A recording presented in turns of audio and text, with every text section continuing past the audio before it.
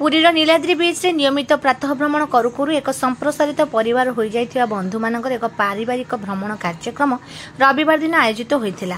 रघुनाथ जगदेव, सुभाष चंद्र मिश्र, लक्ष्मीधर बेहेरा, प्रदीप्त कुमार महापात्र, हरप्रसाद साबत, नारायण दास, बादल कुमार बेहेरा, गौरहरि प्रधान, बबी नायक और सुरेन्द्रनाथ नायक प्रमुख बंधुगण परिवार सह बस जोगे पुरी बाहरी नयागढ़ जिलार फतेगढ़ पहाड़ उपर निर्मित होइथिबा नूतन श्रीराम मंदिर, नयागढ़ जामुकणास्थ मां वैष्णवदेवी मंदिर एवं शरणकूलर श्री श्री लड्डू बाबा को दर्शन कर प्रत्यावर्तन करथिले।